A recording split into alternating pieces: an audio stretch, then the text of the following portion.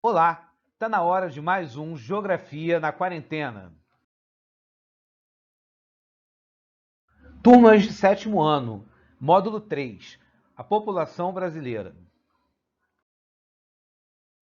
Lembrando sempre, galera, se cuida, fique em casa, tá bom? Cuide de si mesmo e dos outros. Tempo de empatia acima de tudo. Bom, vamos lá.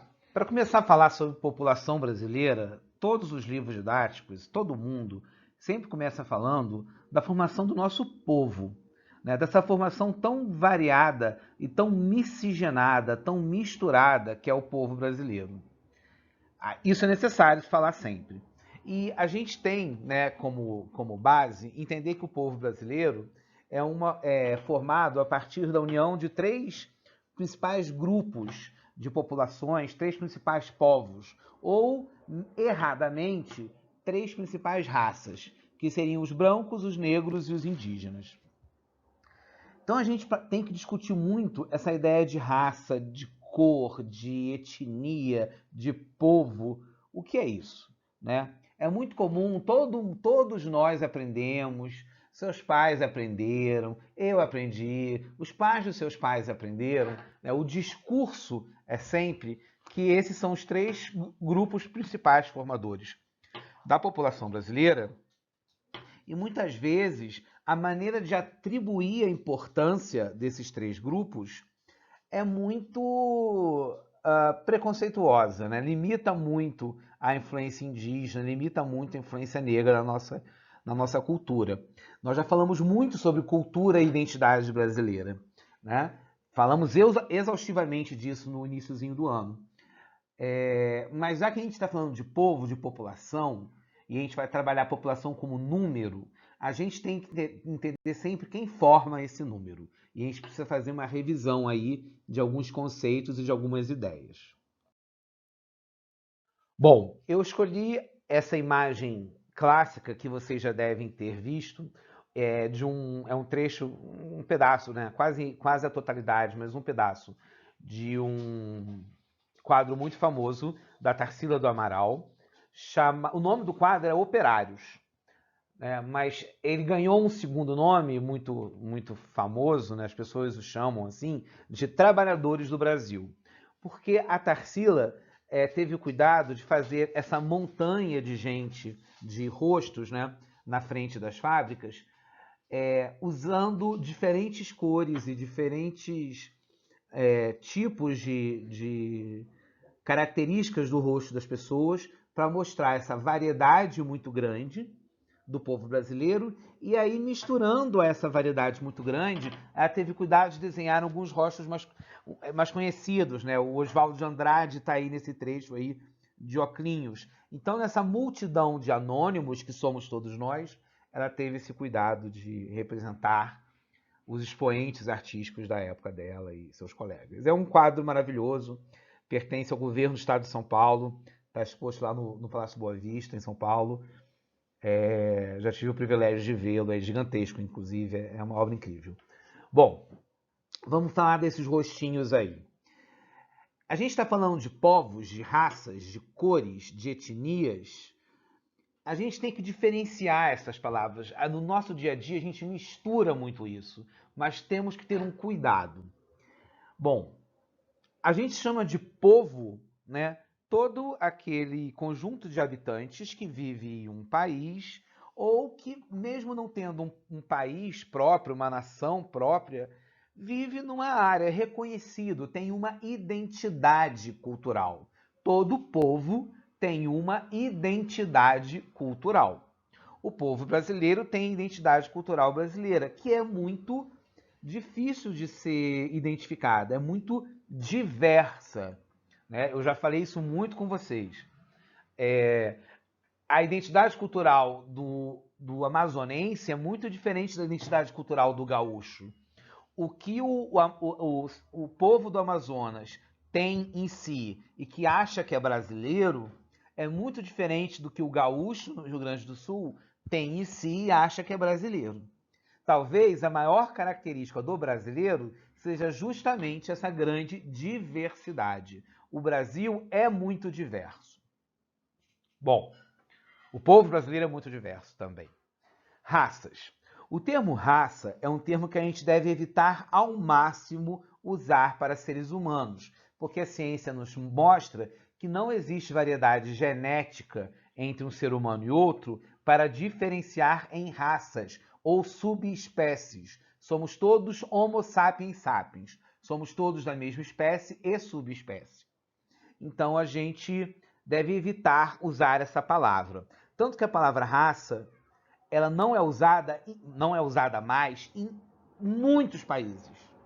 O Brasil é um país que teima em continuar usando essa palavra. Por quê, professor?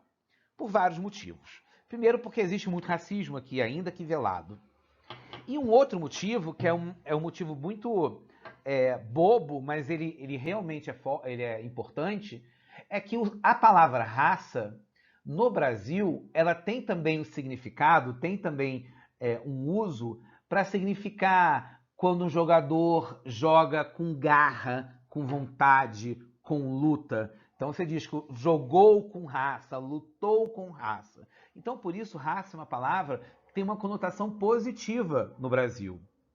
Uma das provas disso é que a primeira revista especificamente voltada para o público negro no Brasil se chamou Raça. Isso é muito curioso, né, por ser um termo racista na sua origem. Só que no Brasil o uso dessa palavra modificou um pouco isso. Bom, a outra forma da gente fugir do racismo é falar de cores, tons de pele. Então a gente tem a espécie humana tem várias cores, vários tons de pele, várias cores de pele. E aí você se classifica, em geral a cor ela é auto-atribuída, ou seja, a pessoa se diz branca, preta, amarela, vermelha, né, se fosse indígena. Então seriam cores. Só que também não é isso que determina pura e simplesmente um povo. Porque a gente tem famílias em que os tons de pele entre pais e filhos são diversos. Né? A gente não tem essa ideia de que só existem cores limitadas. Né? E se a gente botar para cada tipo de tom ou cor de pele, a gente não vai nunca conseguir ter uma classificação. Por fim, a palavra que talvez seja mais importante da gente usar é etnia. Porque a etnia está muito ligado ao conceito de identidade cultural, como a ideia de povos. Então, dentro do Brasil, a gente pode imaginar que existem não apenas uma etnia indígena, mas várias etnias indígenas, como, por exemplo, os Yanomamis, na Amazônia, os Pataxós, no Nordeste, e por aí vai. Assim como a gente tem várias etnias afrodescendentes. A gente tem afrodescendentes de origem banto, afrodescendentes nagô, né, dependendo da região da África que vieram ou que veio a maior parte da população de uma área. Então a gente precisa relativizar isso daí. A gente precisa entender que é muito difícil classificar as pessoas por 3 únicos padrões. Tá bom? E outra coisa que a gente também precisa lembrar é que essa variedade de cores e de etnias, né, entre os brasileiros está muito diferente em cada região do Brasil. Então vamos olhar os últimos dados que a gente tem, que são do censo de 2010. Então a gente observa nessa tabela aí, as 5 regiões do Brasil e a porcentagem de brancos, negros, pardos e indígenas e asiáticos. Né? Curiosamente, indígenas e asiáticos estão aí misturados. E pardos, né, é uma coisa muito curiosa essa classificação, cor parda. Né? Existem muitas críticas sobre essa classificação. E a gente observa que é um número muito grande. Né? No norte, por exemplo, apenas 22% da população se considera branca. Apenas 4,7% preta, mas 70% se considera parda. Só que a origem desses pardos, que seriam os mestiços, pode ser muitos, por exemplo, de origem indígena, né, e não apenas de origem negra ou preta. Então a gente tem que ter esse cuidado. Observa que está escrito preto, porque a cor é preta. Negro é uma palavra que em muitos países ela é considerada proibida, ela é considerada um palavrão, um xingamento.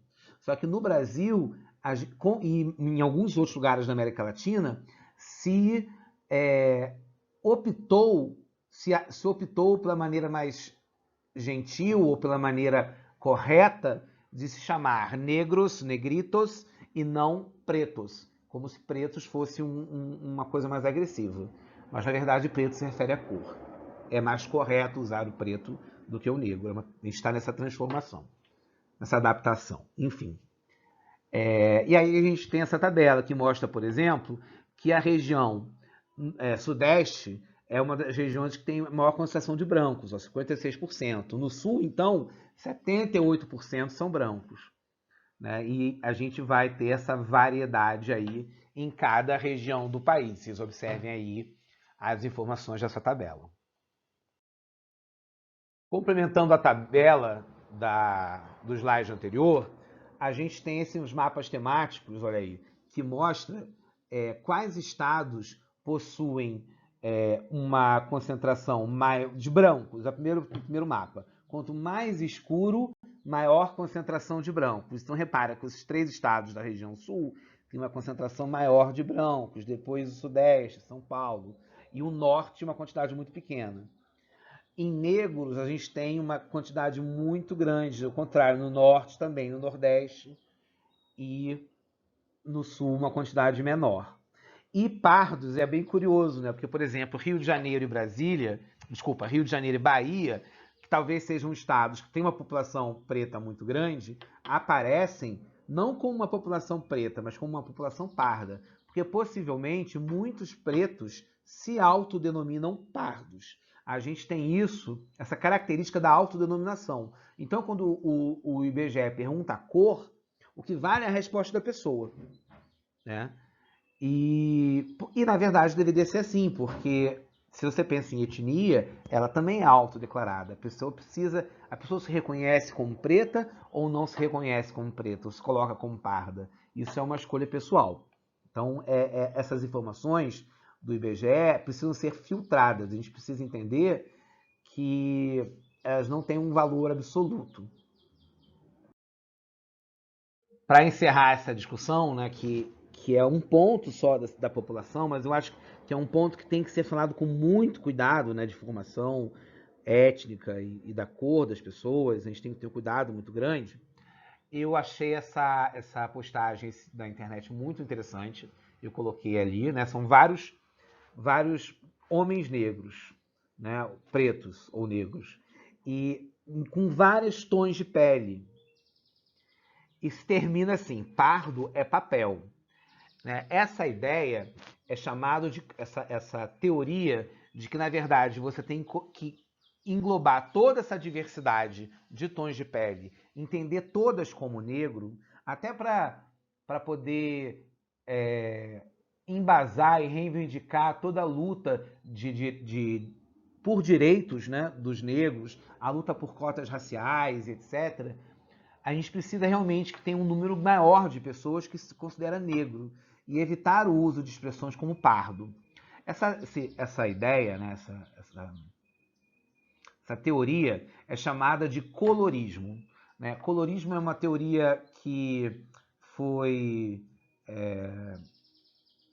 descrita nos anos 80 por uma pesquisadora americana, e ela mostra que quanto mais claro é o tom da pele de um negro, maiores são as oportunidades desse negro na sociedade e possivelmente menos racismo sofrerá esse negro. E então, muitas vezes, a gente tem o uso de palavras para designar tom de pele intermediários entre o branco e o negro que tentam, de certa forma, embranquecer a população. Isso é quase uma eugenia. Eugenia é uma teoria que se diz científica que busca embranquecer a população. O nazismo é uma teoria de eugenia. O nazismo acreditava que se você matasse os judeus, a gente teria genes melhores na população da Alemanha. Então, se os alemães matassem todos os judeus, a população da Alemanha seria melhor geneticamente. Isso é um racismo absurdo. E esse racismo de eugenia, de uma intensidade, claro que não na mesma intensidade, ele está presente quando a gente cria diversas expressões para evitar usar a palavra negro ou a palavra preto, como se elas fossem palavras negativas, que não são. Então, quando a gente fala marrom bombom, café com leite, pardo, tons de chocolate, cor do pecado. Cor do pecado é péssimo, né? Pecado tem cor? Não é absurdo pensar isso?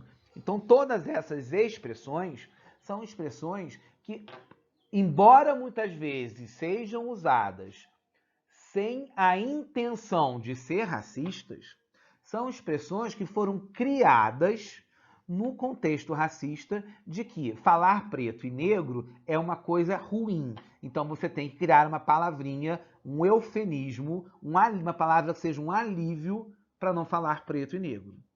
E quando a gente usa essas palavras, a gente está reproduzindo, a gente está mantendo essa ideia.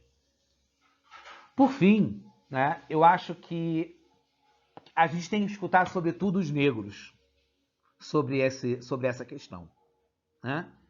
Então, eu trago uma sugestão de um link que explica essa ideia de colorismo muito legal, uma menina que fala muito bem. Então, eu sugiro que, para quem quiser prosseguir nesse debate, acesse esse link aí. É muito interessante. Aprendi muito acessando isso ontem para preparar esse material para vocês. Então, esse debate sobre racismo, é uma pena a gente não estar conseguindo fazer isso em sala, porque é muito importante, né? E é o tipo de atividade que a gente precisa estar olhando olho no olho para, né, para desenvolver melhor. Mas a gente volta a falar isso em sala, tá bom? Então, quem quiser, quem tiver interesse, acessa esse link aí e a gente vai dar continuidade à matéria sobre população nos próximos slides. Bom, mais uma outra característica que a gente tem que falar da população brasileira, além da formação, é a distribuição. Onde está a população brasileira no território? A população brasileira está muito irregular no território. Ela se distribui de uma forma muito concentrada no litoral e muito concentrada em grandes cidades, que na maioria estão ou no litoral ou próximo ao litoral. Por exemplo, a cidade de São Paulo é uma cidade que não está no litoral. São Paulo não tem praia, a cidade de São Paulo. Porém, a cidade de São Paulo está muito próxima do litoral. Você chega na praia em 1 hora, né? Então, toda essa região próxima ao litoral concentra a maior parte da população brasileira. Esse mapa ao lado mostra as principais cidades. Então, né, quanto maior o círculo, maior a população dessa cidade. E a gente pode acompanhar os círculos para ver onde elas estão concentradas. Então, vamos aproveitar ao máximo esse mapinha. De cara, você repara na maior bola, que representa a cidade de São Paulo. Do lado, essa outra bola muito grande, a cidade do Rio de Janeiro. E várias bolas intermediárias e grandes aí, né, nesse eixo aí, Rio, São Paulo, Campinas, Duque de Caxias, Resende, São Caetano, Osasco, Guarulhos, depois em Minas, Belo Horizonte, interior de São Paulo, da região sudeste, tem uma concentração muito grande de população. No Nordeste, é claro como as maiores cidades estão no litoral, se destaca Salvador, Fortaleza, Recife e todas as outras capitais. Depois uma faixa intermediária, que se representa o Agreste, com cidades médias, e o interior do Nordeste bem mais vazio, com cidades bem menores. O Centro-Oeste também, você repara que tem cidades bem menores, mas existem quase que umas linhas formadas pelas cidades médias que correspondem às linhas das principais estradas. Então repara, se você olhar no Mato Grosso, espero que você se lembre como está o Mato Grosso aí pelos mapas anteriores, você repara que tem uma sequência de bolinhas subindo do Mato Grosso em direção ao Pará, uma linha de bolinhas ligando o Mato Grosso a Goiás, uma linha subindo em direção a Rondônia, que representam as principais estradas, né? Então aí a gente tem as estradas, as principais estradas e as cidades acompanhando essas cidades. Já lá na região norte, a gente também tem essas linhas, só que elas não são as estradas, elas são os rios. Então, entre Amazonas e Pará, entre a cidade de Manaus e a cidade de Belém, que são os dois maiores círculos da região norte, a gente tem uma linhazinha em que estão as cidades de Santarém, Óbidos, Oriximiná, que são as principais cidades na margem do rio Amazonas. Né? Então, os rios formam essas linhas aí de população. E você vê que no interior uma população bem menor. Então é bastante desigual a distribuição da população brasileira. Essa imagem aí, eu adoro a maneira que ela representa, é muito clara e ela é usada demais em vestibular, em prova, em livro didático. O que essa imagem diz? Que toda essa área pintada em azul, pegando mais da metade, quase 2/3 do Brasil, tem a mesma população que essa linha fininha em vermelho, que corresponde apenas às cidades litorâneas. Repara, São Paulo, por exemplo, não está aí nessa linha vermelha. Então, repara, apenas as cidades litorâneas possuem a mesma população que toda aquela área pintada em azul. Né? Para você ver como o fator litoral é ainda o principal fator de concentração da população no território do Brasil e de praticamente qualquer país do mundo. O próximo ponto que a gente vai falar sobre a população brasileira é sobre o crescimento da população brasileira. Né? Até o século XIX, esse crescimento foi até acelerado por os valores dos séculos passados, mas sobretudo pela vinda de negros escravizados trazidos à força da África. Né? A entrada de escravos era responsável pela maior parte da população brasileira até o século XIX. Existiam lugares no Brasil em que você tinha um trabalhador livre para cada 10 escravos. Existiam lugares em que essa concentração de escravos era ainda maior. Aí depois do fim do tráfico negreiro e da abolição, e mesmo antes um pouco da abolição, começou a entrar muitos imigrantes europeus. A gente teve aí, entre a década de 1880 até 1930, 50 anos de imigração muito forte, de portugueses, italianos, alemães, poloneses, espanhóis, muitos sírio-libaneses, turcos, judeus, tanto da Europa quanto do Oriente Médio, e também de japoneses. Então, toda essa gente entrou no Brasil nesses 50 anos, e inclusive dos fatores de atração dessa população era a ideia de embranquecer o Brasil. Né? Era a ideia de tornar a população do Brasil mais branca, porque a gente tinha uma concentração de negros muito grande na época no Brasil. E você tinha essa ideia de que para desenvolver o Brasil você teria que clarear a sua cor, né? Embranquecer a cor da população. Esse pensamento eugenista, como eu expliquei há pouco, ele cresce muito nessa época. Bom, então você tem um aumento da população muito grande.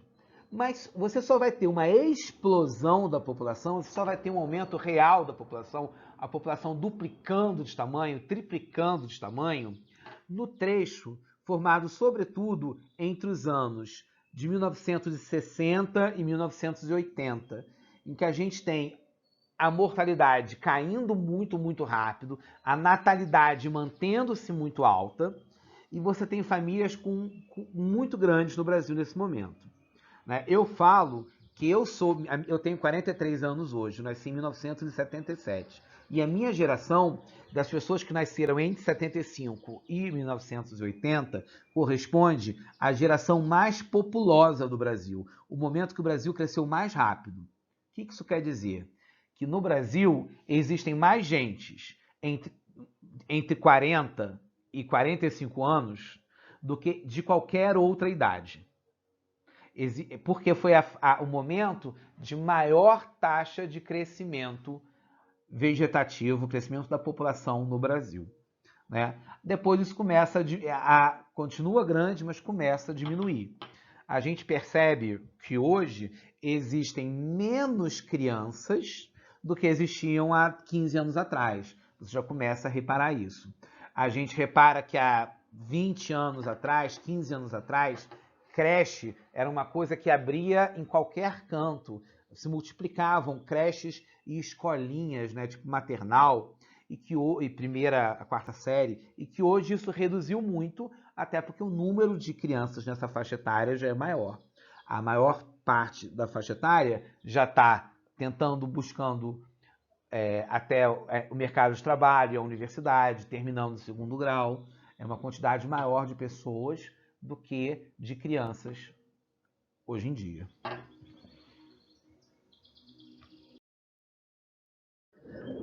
Bem, e essa imagem é a imagem das pirâmides etárias, que mostram a estrutura por idade. A cada linha dessas pirâmides, a gente tem uma faixa etária. Então, repara, lá em 1980, eu tinha 3 anos. Eu estava nessa primeira faixa etária azulzinha, lá de baixo. Em azul, a gente tem jovens, em verde, adultos, em laranja, idosos. Então, em 1980, eu estava lá na primeira linhazinha. Tinha 3 aninhos. Hoje, em 2020, eu estou com 43. Eu estou, ó, 1, 2, 3, 4, 5, 6, 7, 8, 9. Eu estou na 9ª linha, de baixo para cima, bem no meio da parte verde, né? Quer dizer, eu já trabalho há um tempo, eu estou correspondendo aí a essa parte mais larguinha em verde, que é a parte mais larga da pirâmide. Tá bom? Então, a pirâmide etária permite que a gente possa acompanhar a evolução da população de um país. E a pirâmide etária brasileira mostra como o número de jovens está diminuindo, o número de adultos está chegando no seu máximo e o número de idosos também aumenta. Embora a gente não tenha esse aumento tão grande como países da Europa que já passaram por isso, né? Já estão mais à frente que isso. E toda essa discussão que se tem sobre reforma da Previdência no Brasil é baseada nisso, mas é baseada num adiantamento das previsões também. Mas isso também é uma longa história, que a gente vai ver com calma mais à frente. Por fim, a gente tem que falar que a população do Brasil ela se distribui entre população rural e população urbana. A cada vez mais a população rural diminui e a população urbana aumenta, né? Se intensifica o processo de êxodo rural. Êxodo quer dizer saída, fuga. Êxodo rural, saída do meio rural, saída do campo. Indo para onde? Para as cidades. A gente tem um gráficozinho aí ao lado também que mostra a diferença, né, entre o Brasil urbano e o Brasil rural. Repara que 100% das cidades têm rede de energia, das áreas urbanas, enquanto apenas 84% das áreas rurais. 29% das áreas urbanas têm sala de leitura, enquanto 7% apenas áreas rurais. 74% das áreas urbanas do Brasil possuem internet de banda larga. Apenas 8% das áreas rurais possuem. 95% das casas em áreas urbanas possuem aparelhos de TV, enquanto apenas 56% das casas nas áreas rurais possuem. Então a gente mostra uma grande diferença entre esse rural e esse urbano. Teresópolis é uma ótima cidade para a gente perceber isso, porque Teresópolis é uma cidade, é um município, né? Com uma área rural muito grande, muito extensa, tanto o segundo quanto o terceiro distrito, né? O segundo indo em direção a Além Paraíba e o terceiro indo em direção a Friburgo. O terceiro distrito, hoje, ele se urbaniza mais do que o segundo, quer dizer, indo para Friburgo a gente tem Vargem Grande, Albuquerque, Venda Nova, Bom Sucesso e Vieira, que são pequenos núcleos de urbanização, são áreas que se desenvolvem mais, até porque o turismo acompanhou essa estrada, enquanto na área rural, lá de Andradas, Pessegueiros, Cruzeiro, a gente continua com uma paisagem rural bastante até atrasada, na verdade, porque as modernizações que foram para o terceiro distrito não foram da mesma forma para o segundo distrito. Então a gente tem muitos problemas rurais nessa região aí. Chove, não se passa pelas estradas, né? Enfim, a gente tem todas essas questões que são problemas. O Brasil apresenta muitos problemas no campo e muitos problemas na cidade. E além do êxodo rural, que é essa migração do campo para a cidade, a gente tem algumas migrações internas, né? Fluxos migratórios, a população se movimentando aí. Até a década de 70, o principal fluxo migratório saía do Nordeste, que é o primeiro mapa, ó, saía do Nordeste para vir para o Sudeste, para vir para São Paulo, Rio de Janeiro. A gente também tinha algumas pessoas do Nordeste indo para a região Norte e muitas pessoas do Rio Grande do Sul indo para a região Norte, para Mato Grosso, Rondônia e para a região Norte. A gente encontra cidades gaúchas no meio de Rondônia, né? A gente encontra. Existem até aqueles centros de tradição gaúcha, que eles usam bombacha, fazem aquelas danças. Existe isso em Rondônia, existe isso em Mato Grosso. Esse fluxo de migratório foi muito intenso nos anos 70. Depois, esse fluxo começou a variar um pouco mais. Você começou a ter tantas pessoas do Nordeste vindo para o Sudeste, quanto pessoas do Sudeste voltando para o Nordeste ou indo para o Centro-Oeste. E hoje em dia a gente tem muitos fluxos e contrafluxos. Repara, ainda que exista um fluxo de população do Nordeste para São Paulo, existe um retorno muito grande, né? E existe muito também para as cidades médias. Se antes muitos nordestinos vinham para a cidade de São Paulo, hoje muitos nordestinos já vão para o interior de São Paulo. Isso já se distribui. E a gente tem no Brasil de hoje muito movimento de ida e volta da população. Repara que muitas dessas setas, existe uma seta indo e uma seta voltando. Às vezes, uma geração vai tentar a oportunidade de trabalho num lugar e na geração seguinte já se retorna. Então não existem mais grandes fluxos internos. Quer dizer, existem grandes fluxos internos, mas não em apenas uma direção. Tá bom? E aí, para encerrar, tem um mapa mental sobre população brasileira. Eu gosto muito de colocar mapas mentais para vocês, até como uma forma de sugestão. Façam um mapa mental. Façam esse resumo numa folha com setinhas puxando os temas. Isso é fundamental para vocês estudarem. Pesquisa na internet o assunto que está sendo aprendido, qualquer disciplina, geografia, história, ciências, digita lá. Qual é o assunto? Sei lá. Revolução Francesa em História. Mapa mental, Revolução Francesa. E são esses resumos visuais muito úteis. Façam isso. Criem seus mapas mentais. E aí, então, galera, para encerrar, né, mais uma vez, se cuidem, cuidem dos outros, estudem para valer, deem uma lida no material feito com carinho para vocês. Não se desmotivem, eu vejo que tem muita gente desmotivada, muita gente que começou fazendo os exercícios, hoje não está fazendo, então não deixem isso acontecer com vocês, tá? Vamos vencer isso juntos.